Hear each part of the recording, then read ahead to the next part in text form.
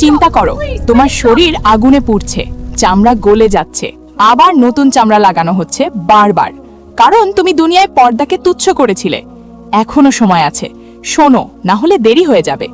রাসূল সাল্লাল্লাহু আলাইহি ওয়াসাল্লাম বলেছেন, কিছু নারী থাকবে যারা পোশাক পরেও নগ্ন, মানুষকে ফিতনায় ফেলেছে, তারা জান্নাতের সুগন্ধও পাবে না।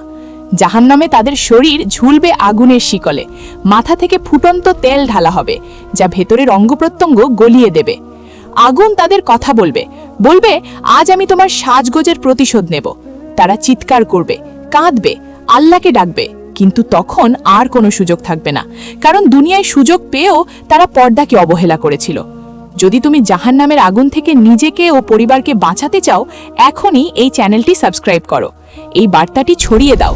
একটি লাইক, একটি শেয়ার হয়তো কারো তওবার কারণ হয়ে যাবে।